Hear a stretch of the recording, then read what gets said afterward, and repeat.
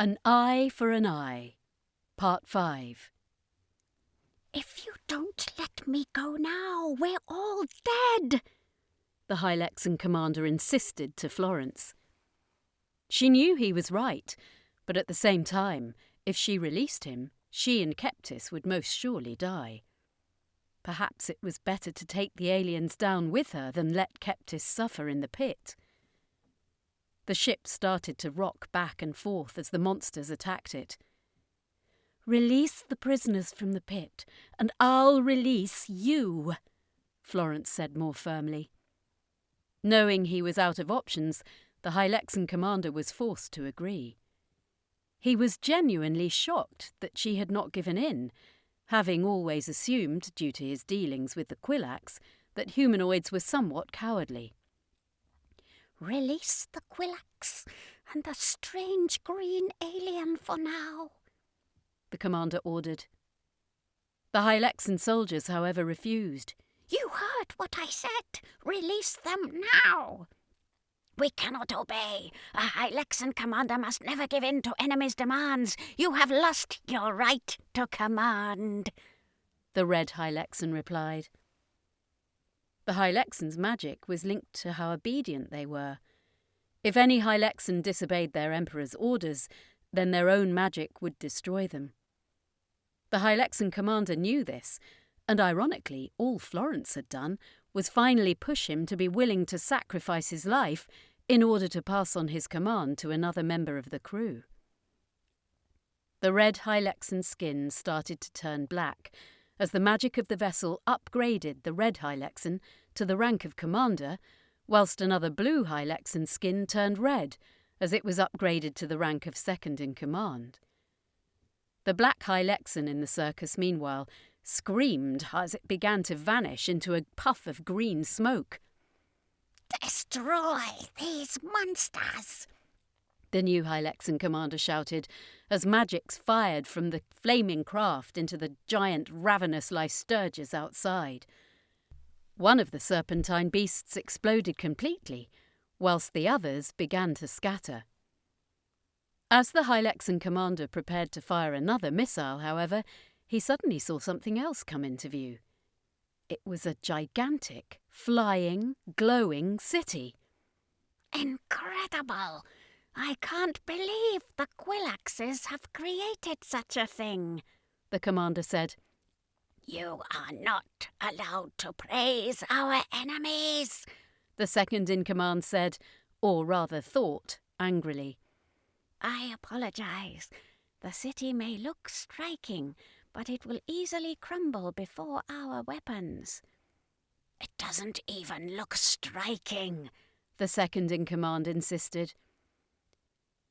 Florence, meanwhile, searched frantically through the weapons chest to try and find a weapon that could hurt the monsters. Suddenly, however, almost all of the magic on board the tent mysteriously vanished. Florence felt that it had to be the work of the Hylexans, but how? If those monsters can drain this ship, why did the commander sacrifice himself? She thought to herself. Whilst Florence was searching for a suitable weapon, the strange boy grew impatient and hopped out of the tent. Florence didn't even notice at first, and neither did the Hylexans. The strange boy jumped onto the back of the new Hylexan commander. Before the octopus-like creature could respond, the strange boy dug his talons into both sides of the monster's amorphous body and pulled with all its strength, ripping the Hylexan in half down the middle. Without the commander, the ship began to spiral out of control. The second-in-command's skin started to turn black. The ships had to be powered by a being of incredible magical power, the commander. Only the strongest members of the Hylexans could become the commanders, however. There would always be a few backups on each vessel, but if the strange boy could kill them all, then the vessel would crash. The strange boy, meanwhile, without knowing, still went after the red Hylexan as it was in the process of changing and pulled it towards him, impaling the octopoid on his hand.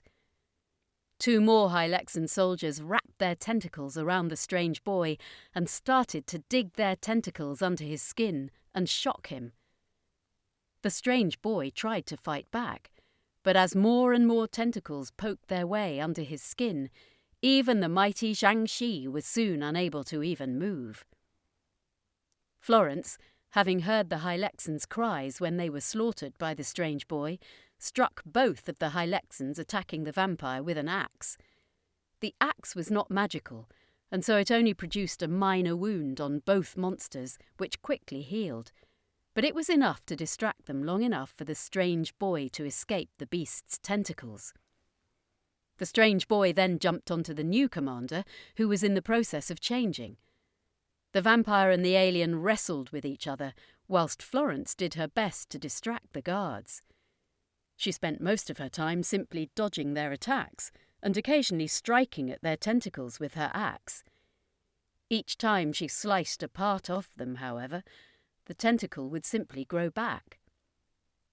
Outside of the Hylexan ship, meanwhile, a fleet soon began to amass round the Lysterges and started firing on them. The giant monsters didn't last long.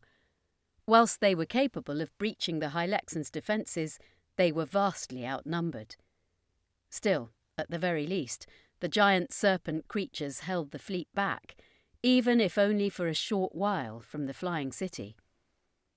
With Denika's help, the Circus Master meanwhile began to cobble together some of the magics from the city itself to try and create a weapon. He was forced to make a weapons building disappear in the process. "It took us ages to build that. It was our main defence centre. You'd better know what you're doing," the angry general said.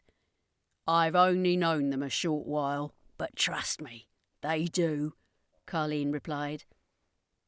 The Circus Master and Denika constructed the gun in a matter of minutes through various enchantments. The Circus Master seemed to do most of the work. Whilst he may not have been as skilled as Denika at practising magic, in some ways the Circus Master's knowledge of magic eclipsed hers in certain areas. "There, that finally seems to be it. Denika, you just be ready to catch it when it falls," the Circus Master said as he aimed the glowing red cannon. "Care to fill us in?" Ashley asked. "I've cobbled this weapon together from spare magics in this city and some spare magics from Denika.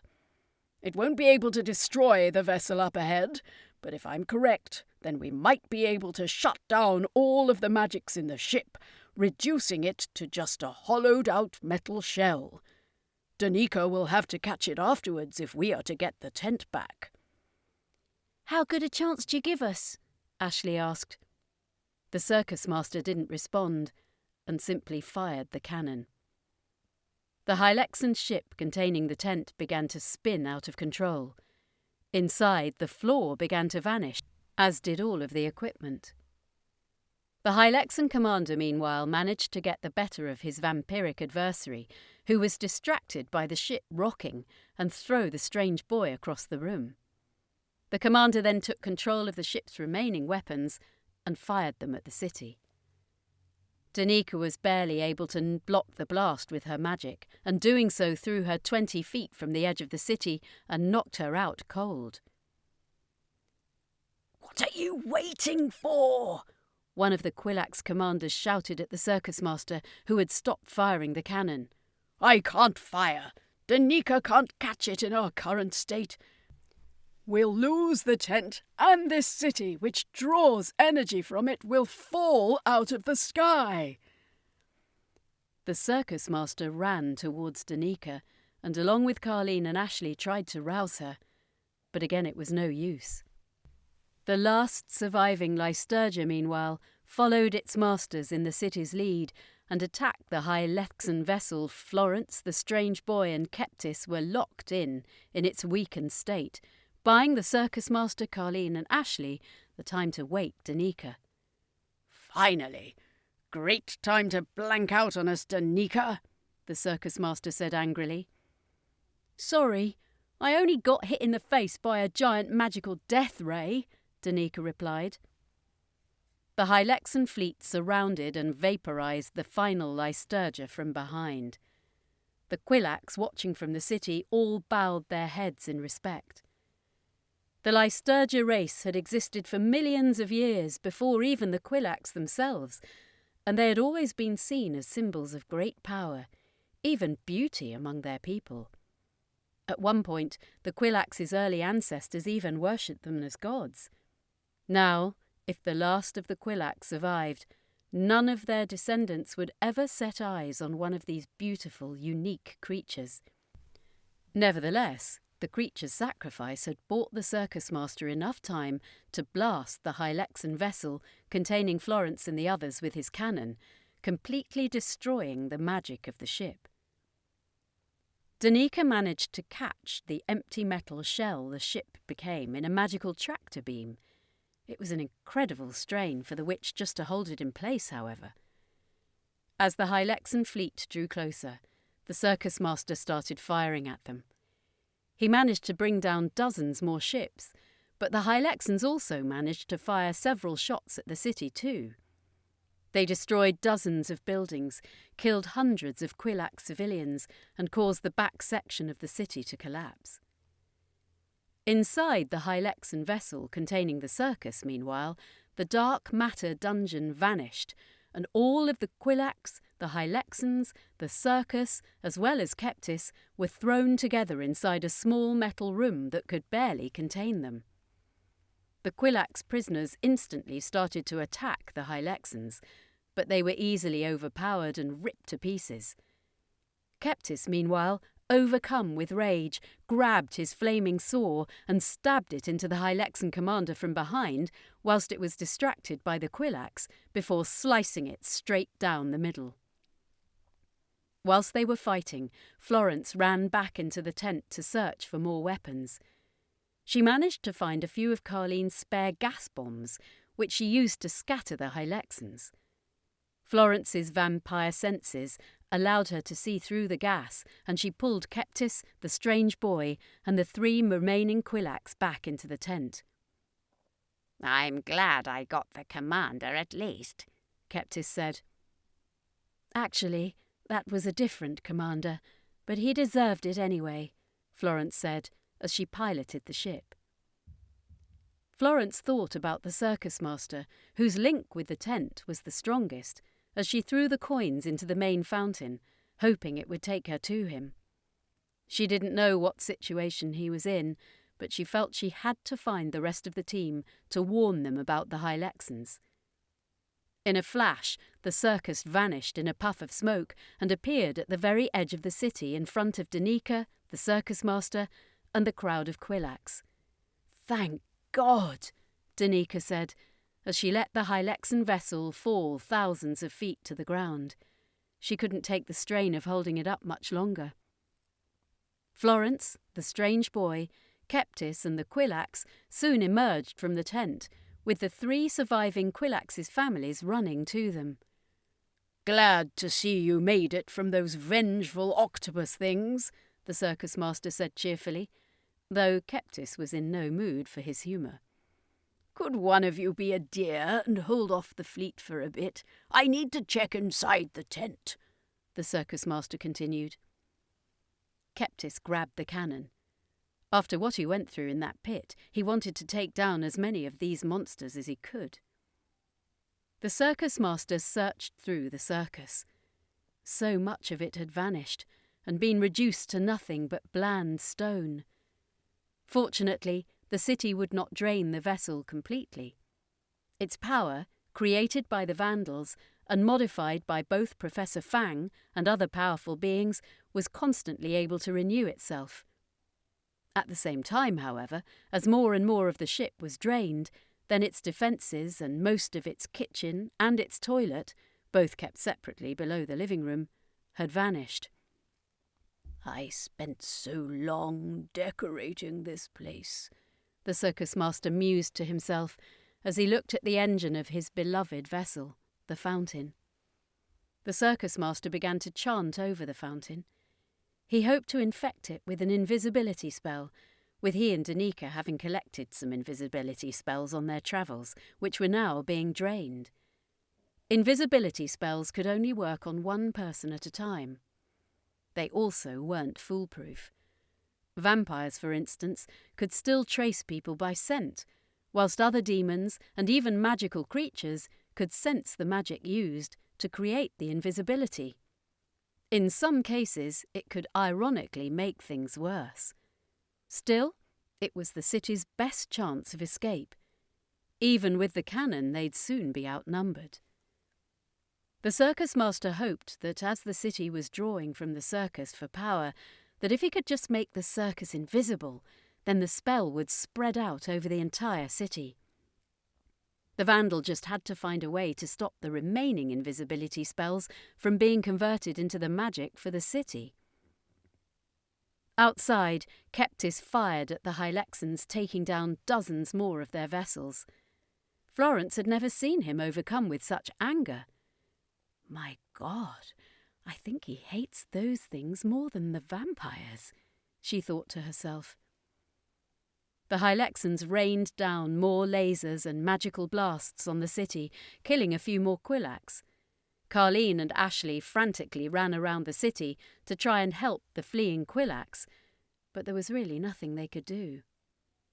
The strange boy, meanwhile, simply stood there watching the chaos, completely disinterested. He only seemed to enjoy helping if there was a chance for him to fight.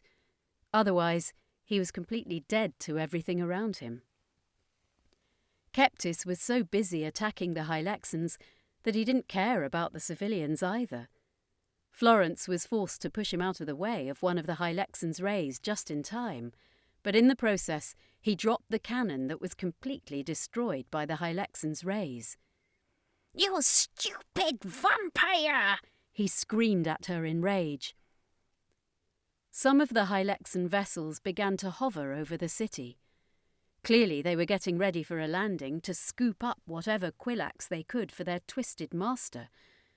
But just as they were on the verge of victory, however, to the Hylexan shock, the city suddenly vanished. The Circus Master's spell had worked. "Denika, get us out of here now!" the Vandal shouted as he ran from the tent. Denika was able to pilot the ship out of the Hylexan warship's way without any problems and into the planet's atmosphere.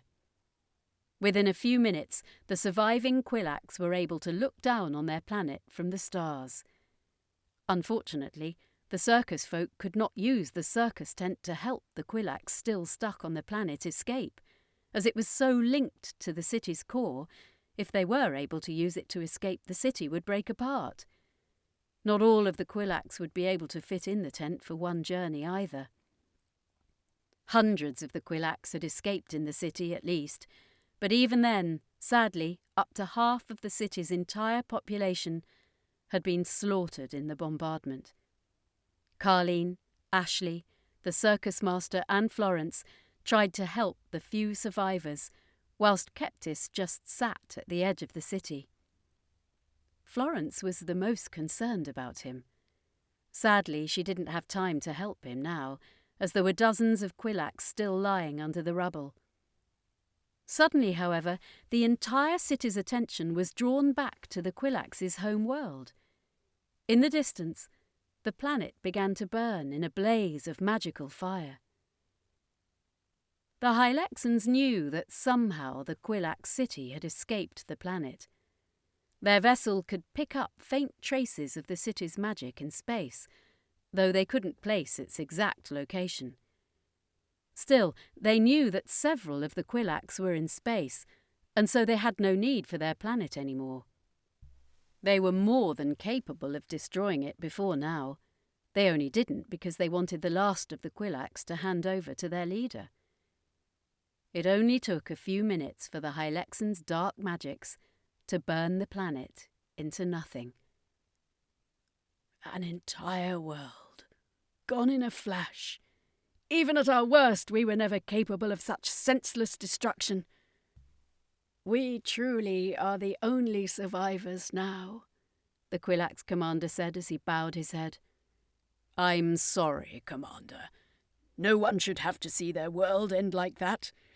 Still, this does not need to be the end of your people. Your world can live on through all of you, the Circus Master said. The soldier composed himself. You are right, strange alien. Thank you. Thank all of you, he said to the circus folk. We have to do all we can to help the civilians now. We can't let this all be for nothing. To be continued.